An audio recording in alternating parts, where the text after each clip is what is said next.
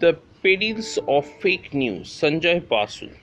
Modern media make it possible to disseminate constructed stories, doctored images, and provocative slogans or statements among a dispersed audience, masquerading often as genuine or worse factual data.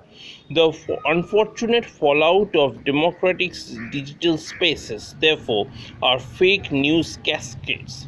A recent study conducted by Soros Fosugi et al. At the Massachusetts Institute of Technology and published in Science found fake news to reach more people, penetrate deeper into social networks, and accelerate faster than truth. Since falsehoods are novel, designed to inspire fear, disgust, surprise, or awe, people are more likely to share those over those messages.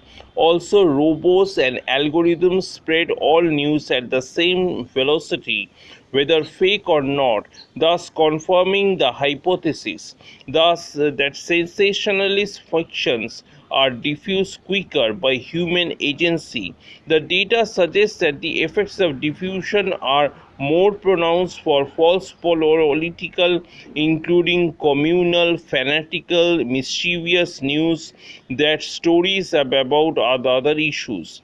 This has severe implications for India's national integrity, socio-economic well-being, and credibility of its democratic enterprise.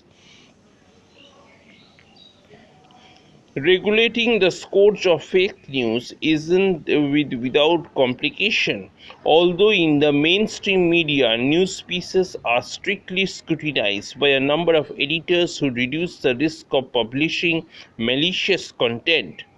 A recent executive order of the Information and Broadcasting Ministry providing for punishment for fake news was retracted by a day later through direct intervention of the Prime Minister. The amendment guidelines, which impose increased accreditation costs on journalists, were widely perceived to be hostile toward the free press. Various media representatives in turn condemned the propagandist rhetoric of the top political brass, arguing the incumbent establishment may itself be the progenitor of conveniently designed falsehoods for sectarian and electoral purposes. Some have argued that the government fiat prior to revocation was inimical to constitutional principles, including that of freedom of speech and expression. Had they not been withdrawn immediately, the amended guidelines could have been challenged in court and eventually declared void. The ministry that, upon receiving a complaint, alleged instances of fake news would be referred to the Press Council of India for Print or News Broadcast Association for electronic media to determine its veracity.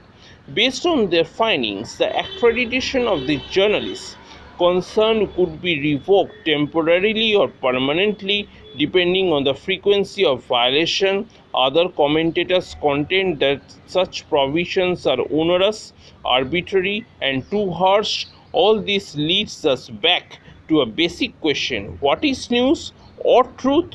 Who ascertains that, and on what basis?